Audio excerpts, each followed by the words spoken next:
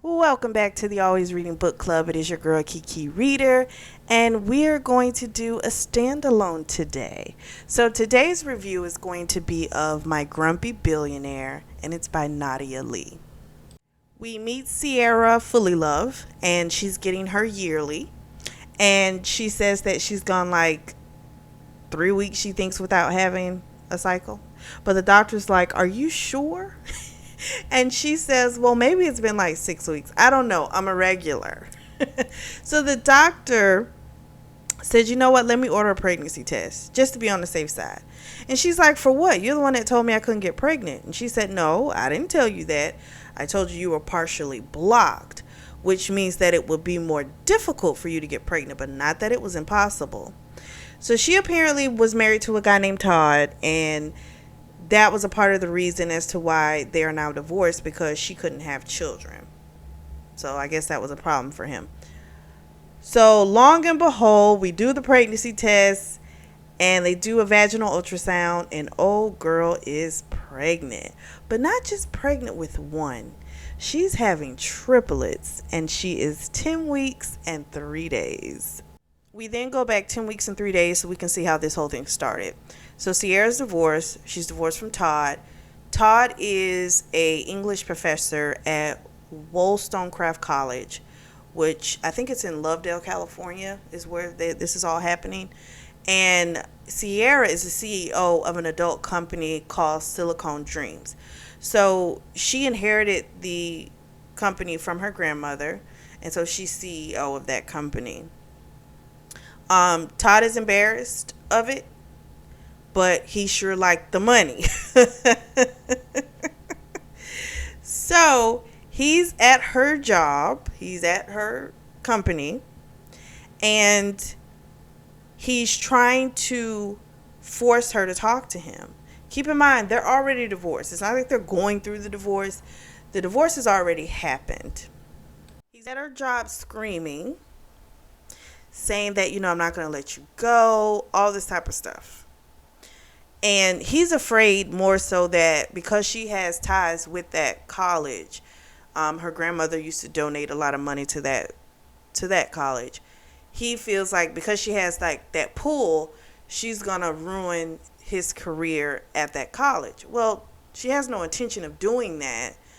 But I think more so he wants that lifestyle he had back, because he didn't get anything in the divorce. She had a prenup. He didn't get anything. And I think he wanted to get like $10 million from her, but he didn't get it. So I think it's more so, yeah, I'm trying to keep my job, but also I'm trying to get back to where the money was. I never understand why people, if you need the money so bad, if the money means so much to you, why is it so hard for you to treat the person right? I just don't understand that. Like, it makes no sense to me. Not that I feel like you should use people, no. But I'm just saying, if that's what you really want, why would you be mean to that person? That just doesn't make any sense to me.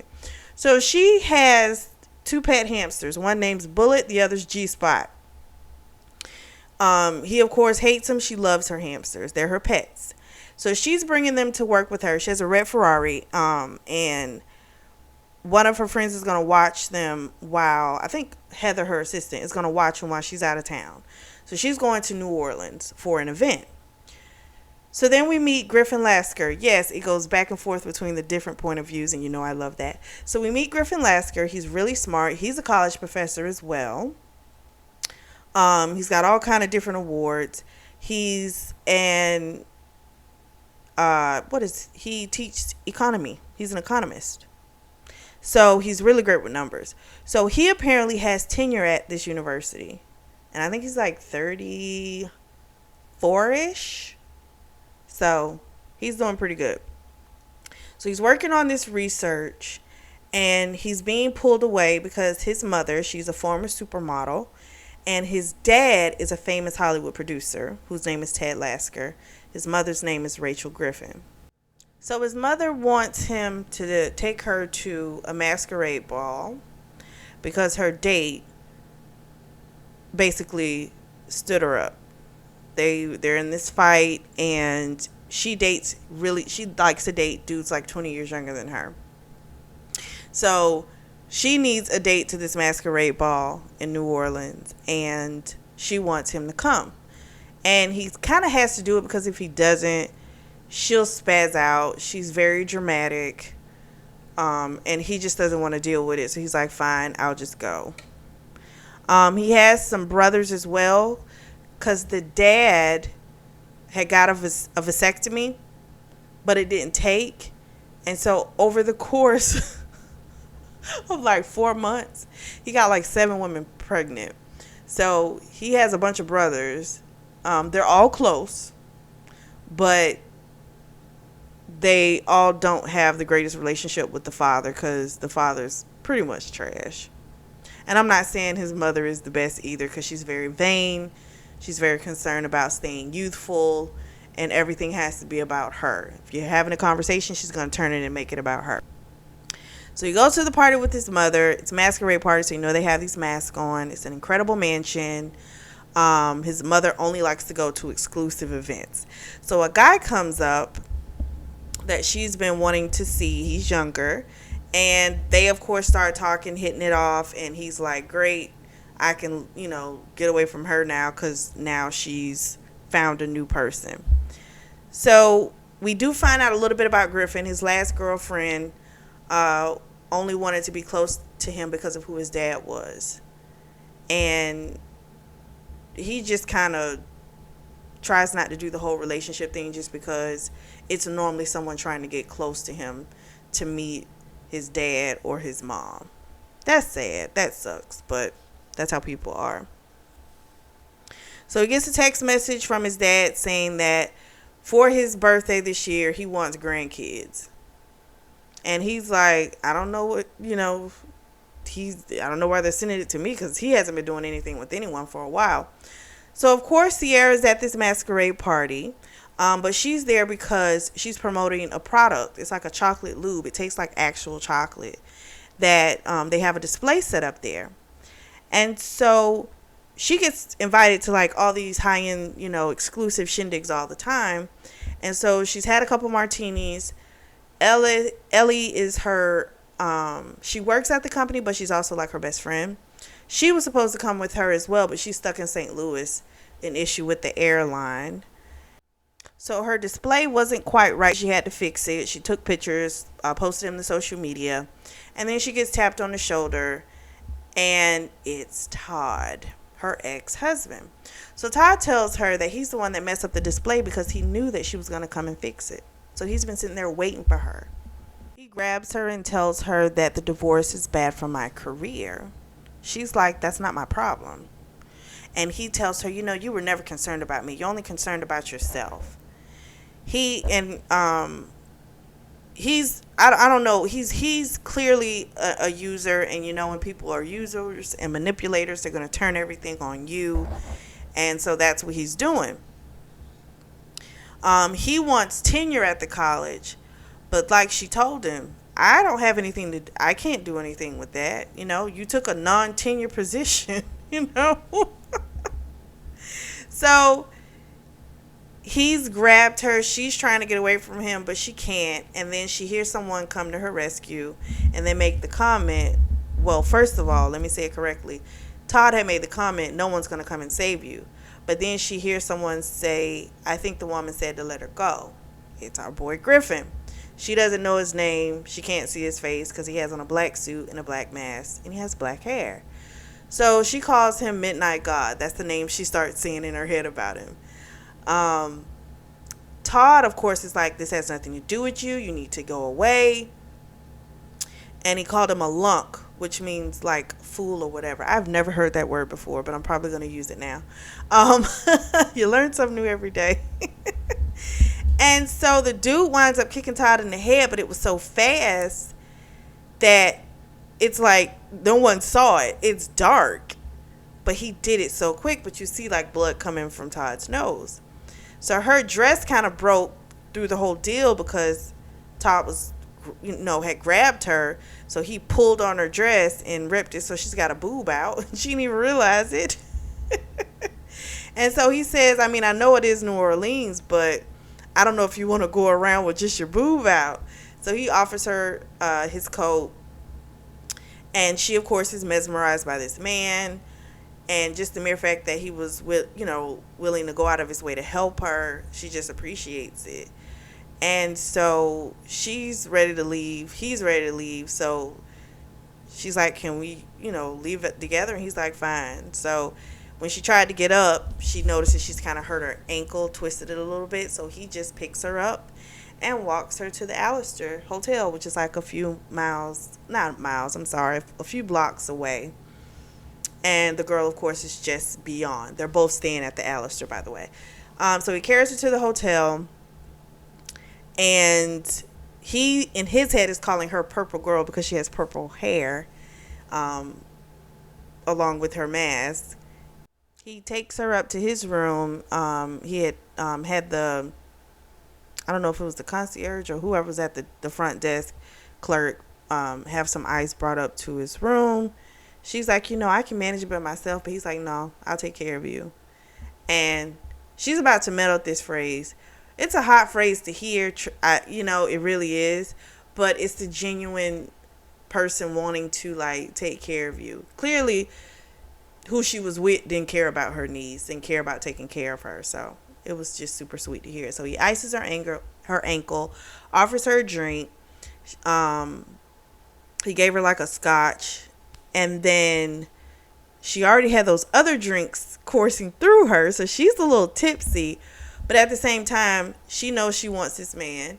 And so she kisses him on the cheek and then goes in to kiss him again. And he kisses her back. And of course, it's incredibly passionate.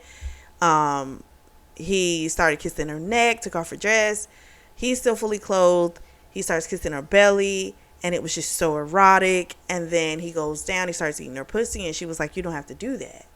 And he was like, what do you mean? She's like, you don't have to do that. Because her history is, normally when someone eats her pussy, she doesn't come. So she's like, don't even worry about it. Because then the other person normally just gets frustrated that she's not coming. And he's like, I got this. So, of course, he goes down, makes her come. And she's like, oh, God, she didn't know it could be like that.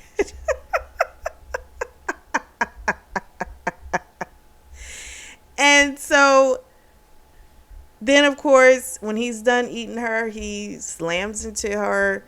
Well, he puts a condom on. And they have an amazing fuck session. And then afterwards, the condom broke. And she says, are you clean? He says, yes. She's like, I'm clean too. And he's like, but there's other things that can happen. She's like, it's not a problem because I can't have kids. And so he's like, okay. She didn't want to leave. And thankfully, he didn't ask her to leave. He wanted her to stay. So it was like super sweet. So then Ellie gets there the next day. She gives her the whole rundown of what happened. Ellie is like, oh my gosh, what's his name? And she's like, well, we didn't exchange names. She was like, well, did you at least exchange numbers? And she's like, no, we kept everything anonymous. And she was like, so how are you going to get those orgasms again? And she's like, listen, she wants something serious. She doesn't want something that's just fun on the weekends or whatever. And, she's thinking this person lives here. And if that's the case, it's just best for them to just have their one night. 2 weeks have passed. Griffin, of course, is still thinking about Purple Girl. But then he's like, there's no point. You're never going to find her. You didn't get any information. There's no point in even thinking about it. So he pulls up to the college. One of his students is super upset because on their midterm, they didn't get the grade they needed. They got a C and they needed a B. And he basically let them know, then you just need to work harder on the final. Like, that's it. Other kids are waiting to talk to him. And then, because he's outside of his office, and there's a redhead there, and he doesn't know, she doesn't look familiar because he knows his students. And before he knows, this person has opened up their trench coat, and they're wearing nothing but some high heels. And it's a present from his dad. Remember, the dad had texted him and said, I want kids. So, I guess he sent an escort, a stripper, I don't know. And he, of course, wrapped the woman up real quick. Like, you need to go. Like, because he doesn't need that type of image with him being a professor, and I do understand that. That's a problem. So, of course, the Charles guy who's head of the econ department catches it, and it's like, we need to have a conversation. He's like, just great. So the Charles guy pulls him in the office, and basically he gets blackmailed. So he basically lets him know if he brings this up to the board, this could become a problem. But he says, we can possibly fix this because a case study needs to be done with one of our donors, Silicon Dream.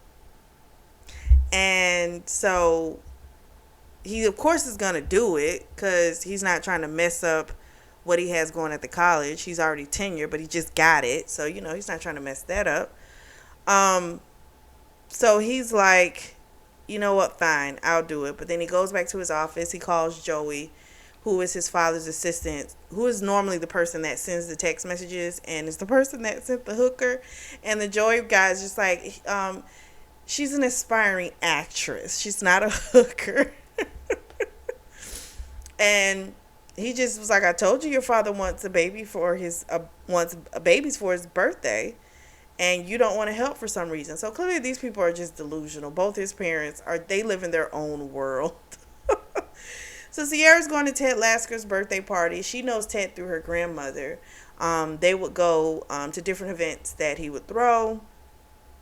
And so her grandmother's been gone for about 3 years, and she hasn't been coming to any parties, but she decides, you know what, I'm going to go this year. So she gets to the party. She sees a woman crying. But it's like the woman is so beautiful even as she cries. And she's having an argument on the phone with her boyfriend. And this person, of course, is Rachel Griffin. She introduces herself to Sierra, and Sierra gives her name. So a couple of the brothers are already at the party. Griffin gets there. He gets a text message from his mother. She's upset about this issue with her boy toy Calvin. So he comes up to see her. He sees the other woman there, but she has shades on, and so he can't, in this hat, so he can't see who she is. And so it's kind of like, but you can hear her voice. Like, I don't know. I feel like he should have picked up on it that it was her. He did feel an attraction to the woman, but that was it. But he's just trying to get his mother to like come with him because he doesn't want her embarrassing him. And she's the type of parent, the type of person, shall we say, that once she gets an audience, she turns it completely on.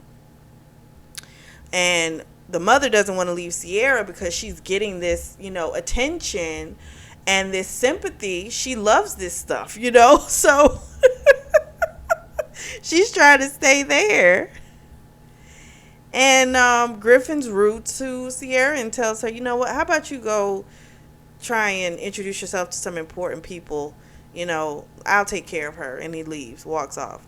So a few days later, she's back working, and Sierra has an idea for what she wants to call the new line. She wants to call it Midnight God, after her wonderful lay. So her stepmother comes. I'm going to get a little backdrop. Her stepmother's name is Linda. She was initially the bookkeeper. Her parents were married, and then about 3 months after her mother died, the father married this chick. So she's an opportunist, full of shit. The grandmother never liked her, never accepted her. She knew she wasn't any good. But apparently she is Todd's aunt. So I'm just kind of like, okay, so Linda married Sierra's father.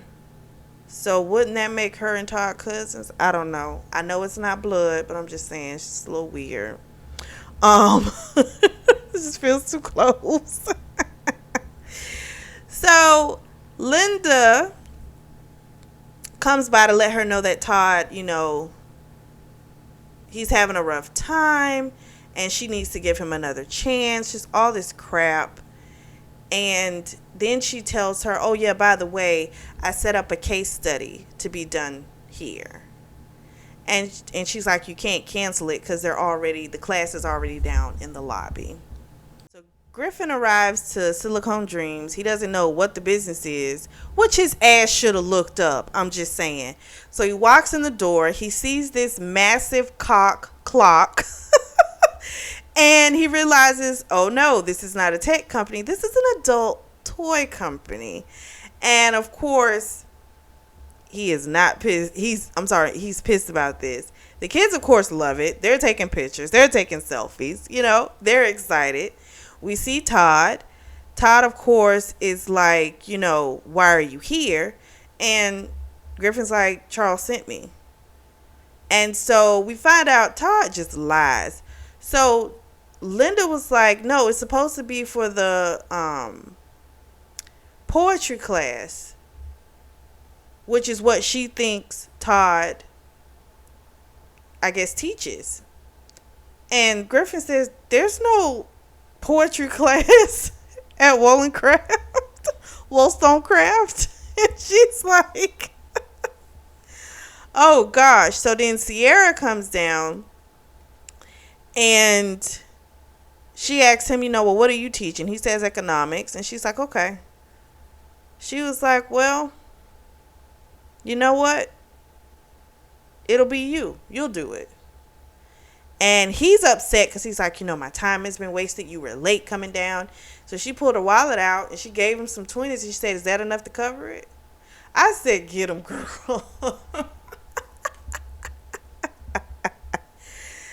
So, again, they don't know who the other person is, but he does realize that she's the person from, what is it called, from the party.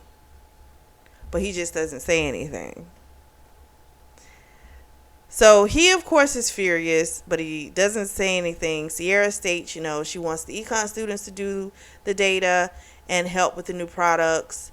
Todd is just beyond furious. Linda's furious.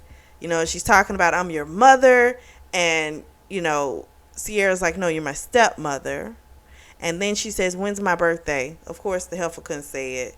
Todd didn't even know when it was. It was just so sad. So Sierra takes Griffin to the side, takes him outside to a garden. He's expecting to see some freak orgy sex thing, but it's a beautiful garden that you would see anywhere. And they have a conversation and she lets him know, listen, Todd's my ex-husband. And I would appreciate if you would do this. You don't have to come here all the time, just whatever's required for you. Anything you need, I will help you. If you need, I'll owe you. If there's any possible way I can help you, get tenure, I'll do what I can.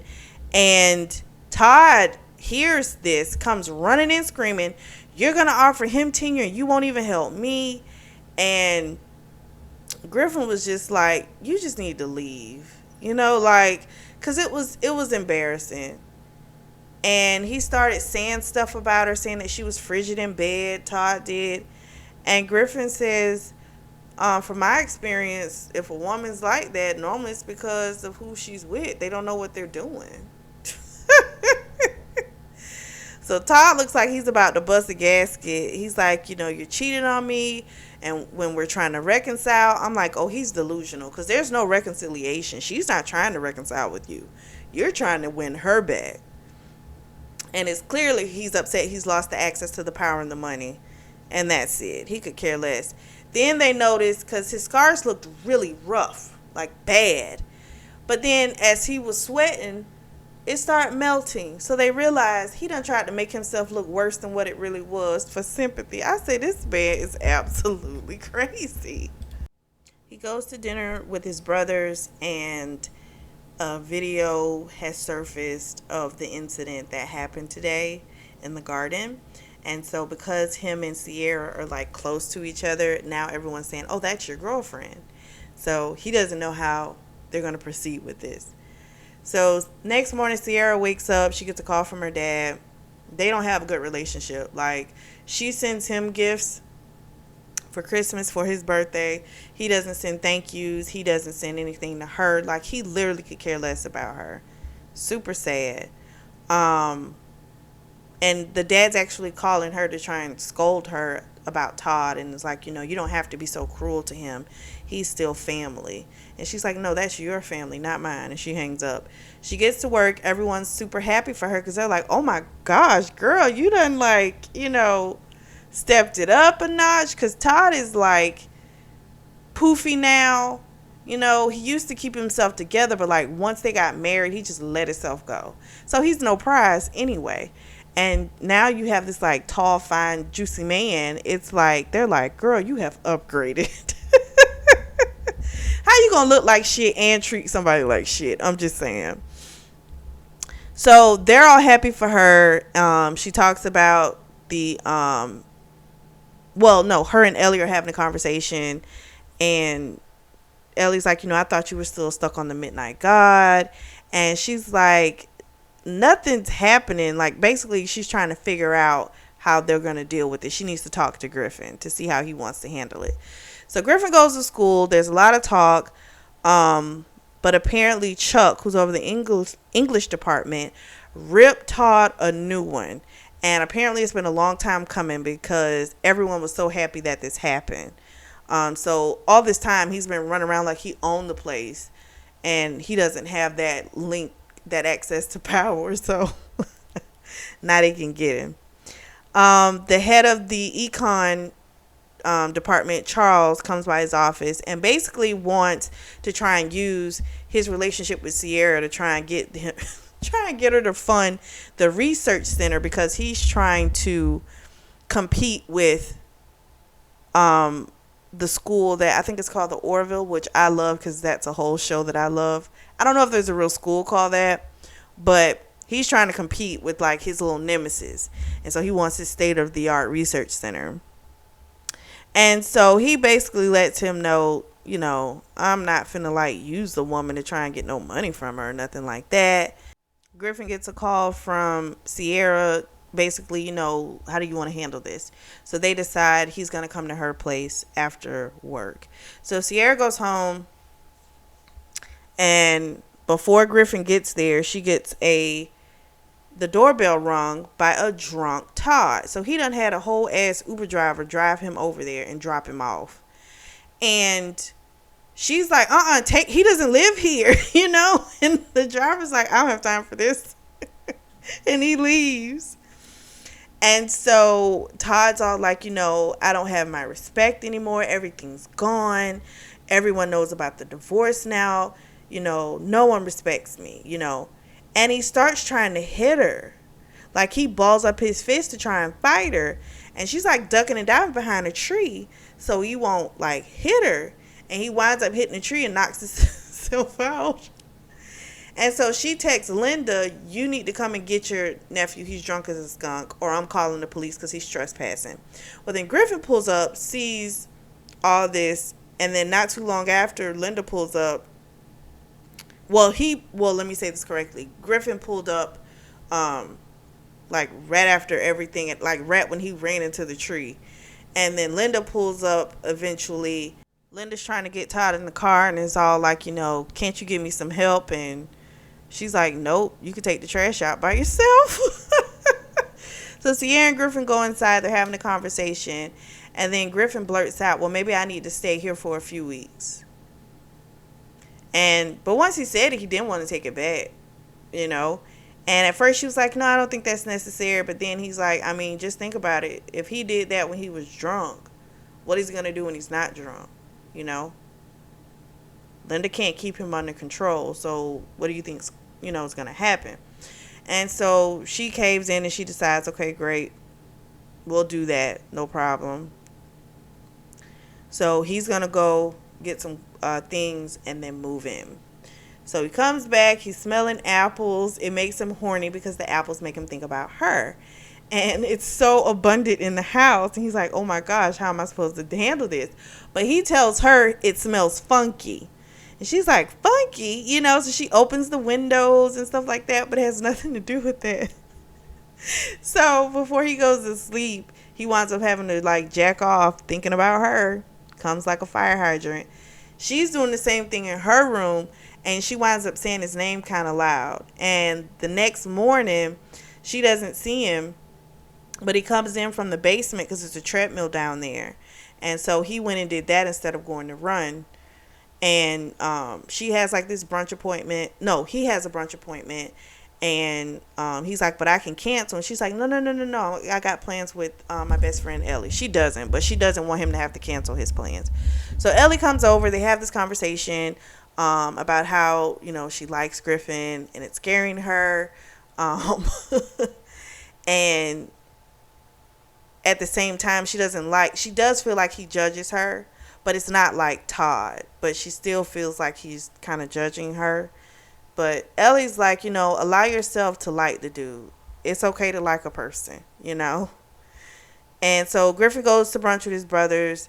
They're having that conversation about the grandbabies again.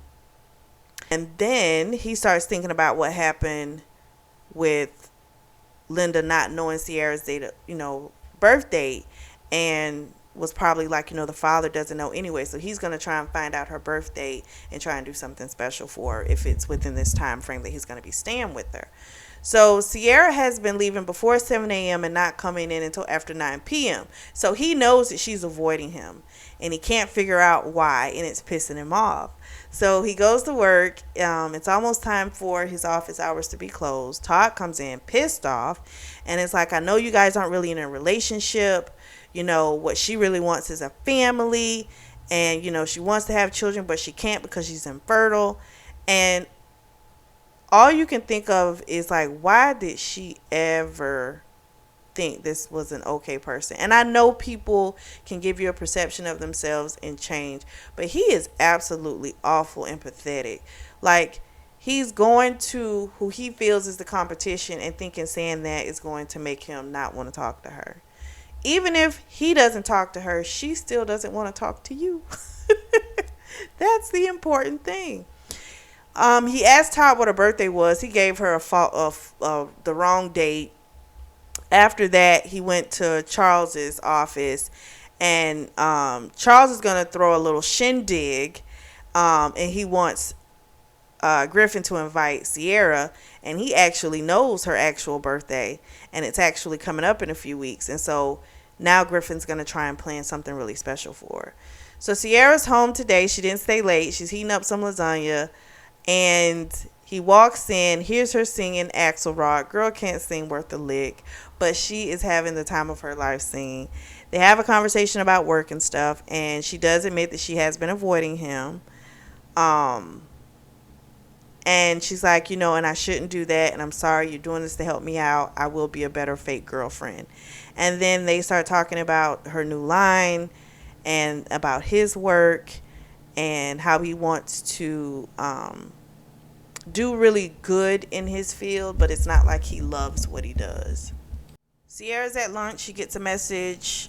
She's with Ellie. She gets a message from Griffin saying, is your passport good? She's looking crazy. Like, why is he asking me this,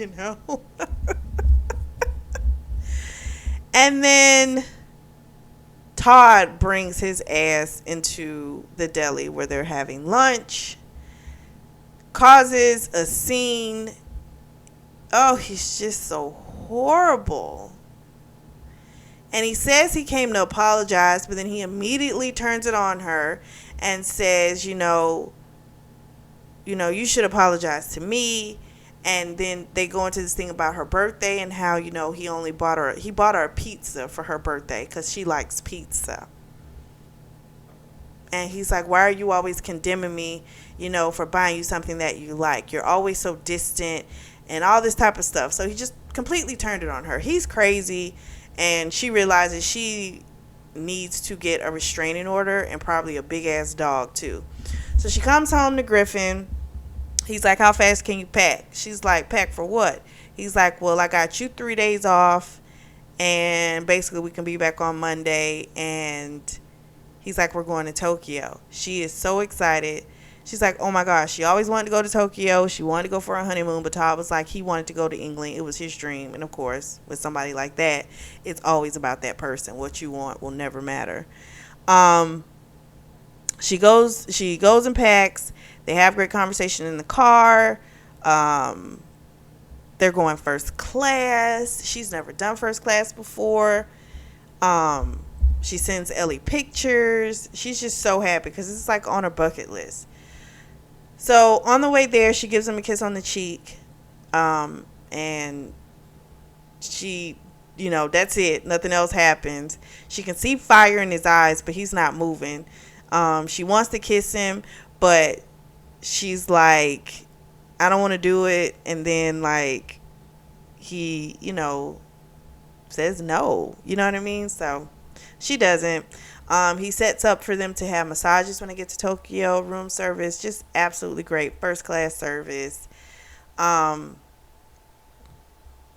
It was a really nice read, just the build up of them getting to the concert. So even though I'm telling you what happens, if you love to read, such as myself, it's still a really good read, and it's really sweet to read everything and how everything builds up. So he's taking her to an Axelrod concert. She always sees him in California, but she missed him this year because of everything going on with the divorce, and so he paid for everything to get her to Tokyo so she could see them. That is so freaking sweet. They get to the concert, and he even had the lead singer, Killian Axelrod, sing her happy birthday. Girl is beyond excited, and she grabs Griffin's face and kisses him and hugs him because she's like, fuck that. Like, I want this to be real. No more of this fake shit, After the concert, they were, hands were locked, and they were so giddy. It was so cute, to read how she was with him. She was so happy. They get to the hotel. They start kissing, and of course, he takes her up to their room, rips her clothes off. Girl starts sucking him off. He puts on the condom, rams into her, and it's just a great fuck session. Wakes up the next morning. He doesn't see her. She's in her adjoining suite. She's in the shower, and then he didn't have any condoms, so he didn't fuck her with his dick, but he did finger fuck her, and she came pretty hard. He takes her to so many different places. They can't go everywhere. They only have a limited amount of time.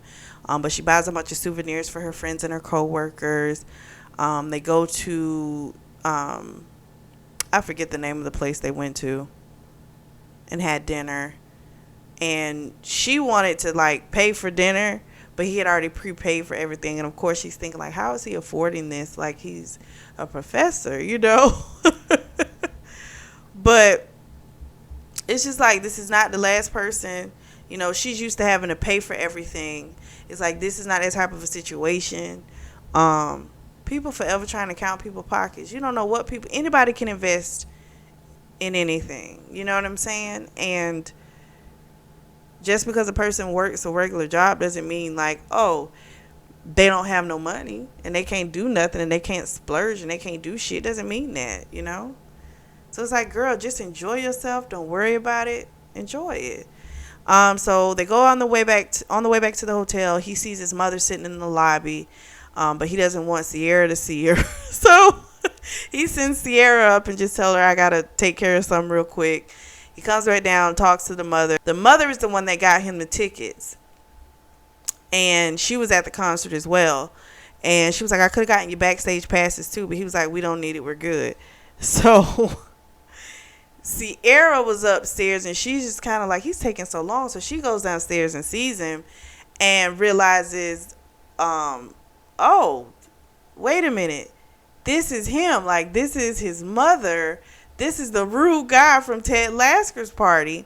And then the mother keeps talking and realizes he's Midnight God from New Orleans. It was cute how that reveal happened. They get back to the States. She goes to her job because they literally, like, get off the plane, take their luggage back to the house, and they got to get ready to go to work. So she goes to work. He goes to work. She talks to Ellie, and she does tell Ellie her concerns about the fact that she feels like he's trying to, like, keep her away from his mother and stuff. And Ellie just kind of like, you don't really know what type of situation he has with his family, so maybe there's a reason he's that way. Don't, like, overthink it, basically. And so then after this, she goes to the appointment, which is where we started off the book, which is where she finds out she's pregnant with triplets. So then Griffin goes to his class, and someone had took a video of Killian Axelrod singing Happy Birthday to Sierra. So that, video is everywhere. Everyone's talking about it. One of the teachers, Lori, had asked him, basically how he paid for it. That pissed me off because it's like, first of all, bitch, don't check my pockets. Why are you worried about how I paid for something? Like, that ain't got shit to do with you. Charles even kind of did it too, because he thought, oh, you were just wine and dining Sierra to get her to drop some money for this research center, and we can invoice you for it. And he's like, we did first class the whole way. And he's like, well, I wish you would have told me so I could have told you the budget. He's like, there was no budget. I did that for her. I did that for my girlfriend. Like, what are you on? Like, these people, they just need to stay out of people's business. I'm like, jeez. So because she's gonna have 3 babies, Sierra knows. The doctor lets her know, you got to do more frequent checkups. She gets a text message from Griffin. He wants to meet downtown LA to have dinner with his brothers. Not all of them show up, but most of them. And so at first she's like, can we just, go home? Because she wanted to tell him about the babies. But then she realized, this is an important thing. It's his family. She's like, cool, I'll meet you there. She meets the brothers. They all love her. They bring up the fact about Griffin being able to sing. And they kind of tell her, if he really loves you, he'll sing for you. Because Griffin doesn't sing for anybody. She lets them know, listen, I would love to hear it, but I don't want him to do something that he's not comfortable with. And in his head, he's kind of thinking like, oh my gosh, that's so different from what anyone else would say, She asked, how was their relationship with their father?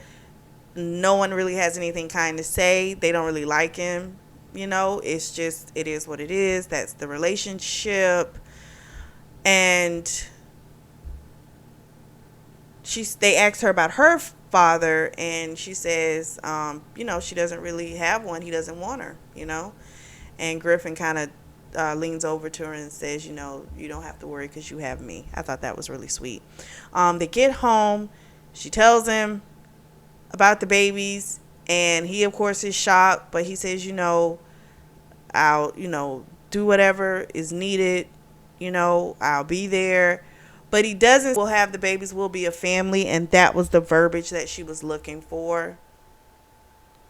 And I get it. You're not trying to force somebody to say something. You know what I'm saying? You kind of want them to say it on their own.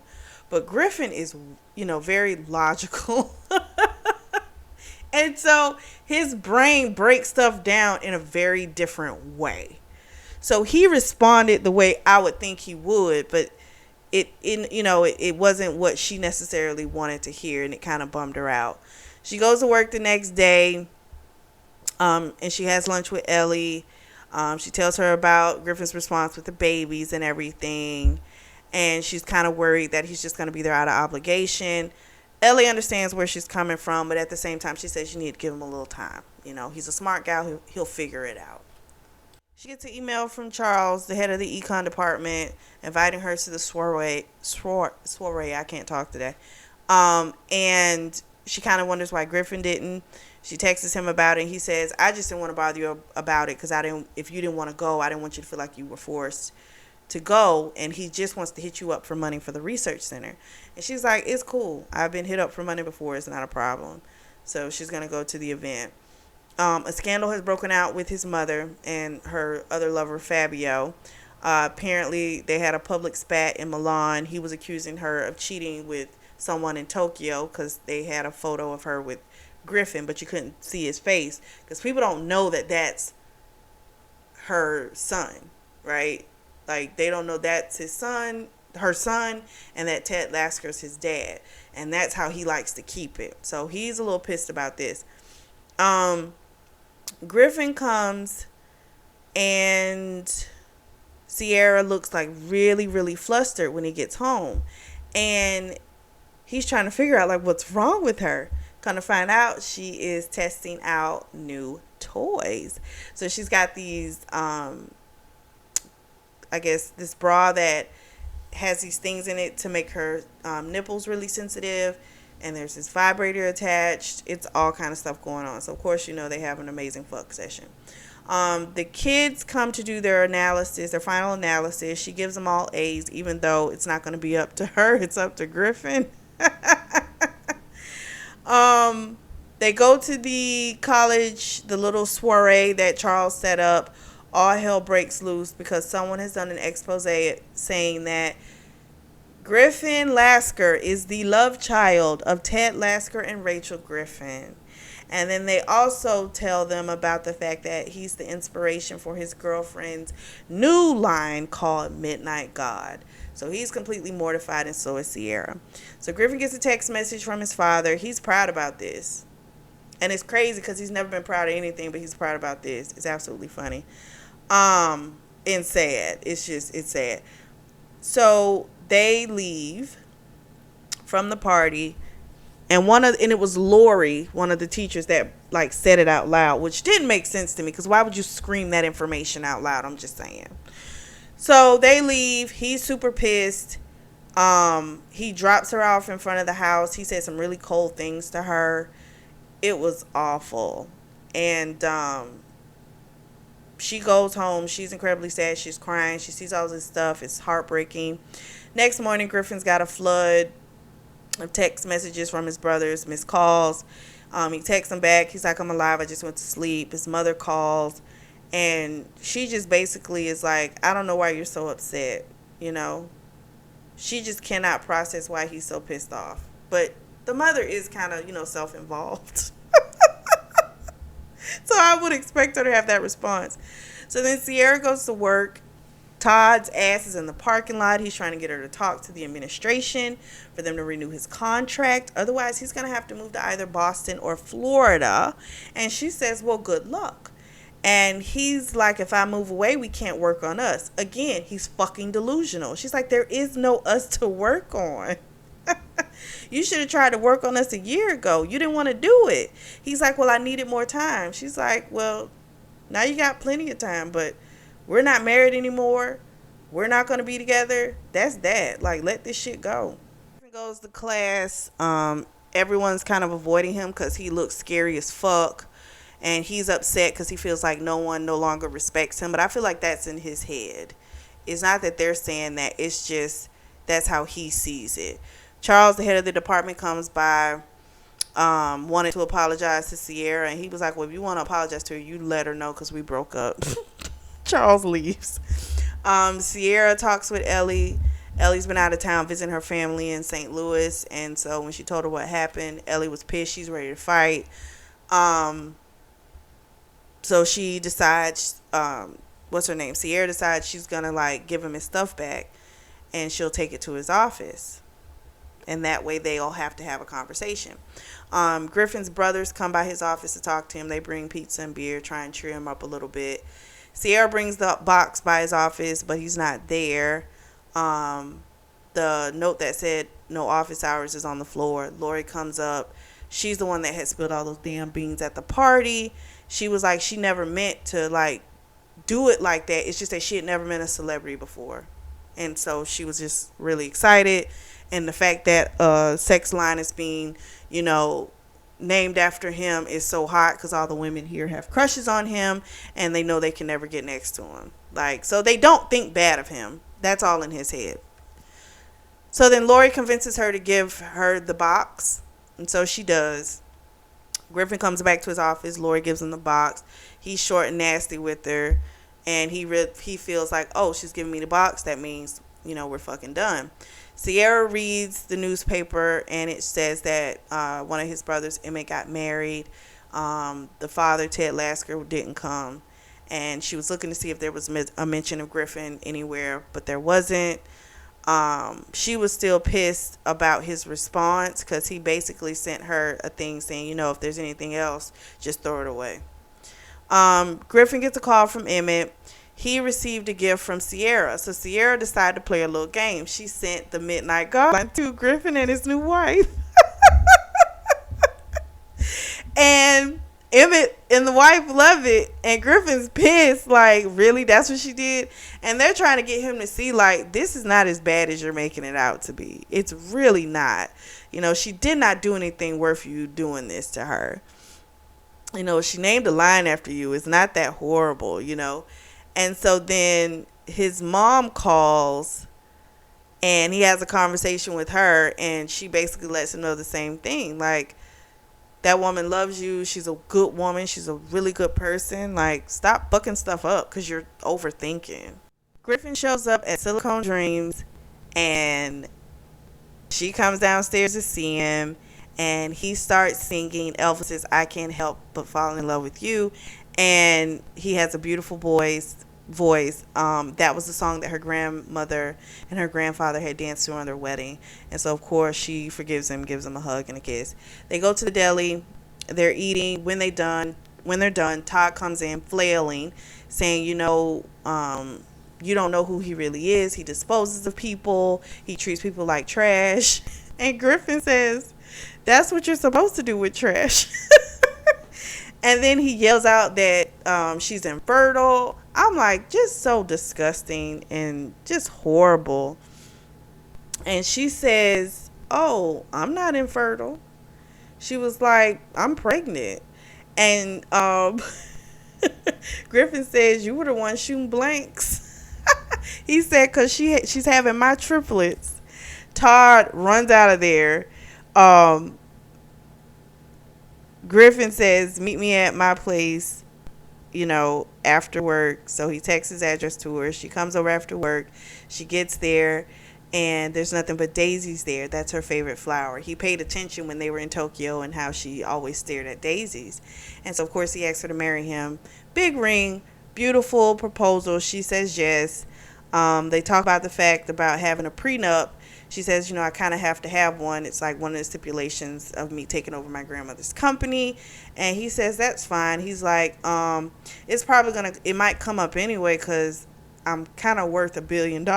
And she's like, oh, maybe you should be asking me to do it. So her dad, Linda, and Felicia all come to her office the next day demanding to see her. So she sees him in the conference room. Felicia sees her ring, is immediately jealous. That's her stepsister. She's not really worth mentioning. But she's jealous. She's upset. And so is the dad, because he's like, Griffin didn't come to me first. And he made the comment, Todd asked me first, and all this crap. And she's like, she realizes, I don't want these people in my life anymore. And she lets them know they're not invited to the wedding.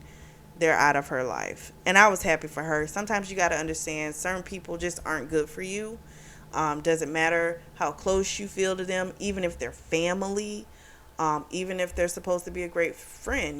If they make you feel like what you want and what you need doesn't matter, that's just somebody you probably shouldn't have in your life. And you're always going to spend that time like trying to make them happy. And you're going to make yourself miserable. And so I was like, she's doing the best thing. That's the correct thing to do. Not just because she has children coming, but because she needs to do that for herself. She's worthy of that. They get married 3 weeks later. Really small, intimate ceremony. He sang to her Freddie Mercury songs because she loves Queen. She has great taste in music. We fast forward 14 months. They've had their triplets. They had 2 boys and a girl. They thought it was going to be 3 boys, but one popped out being a girl. So they're just enjoying their lives. I thought this was such a cute, adorable story. Let me know what you guys think. Drop down in the comment section and let me know. If you are in the market for a beautiful journal notebook, I do have those on sale, and that link is going to be available down in the description section below. Like and subscribe, please. Thank you for your support. As always, I truly do thank you for tuning in to the Always Reading Book Club.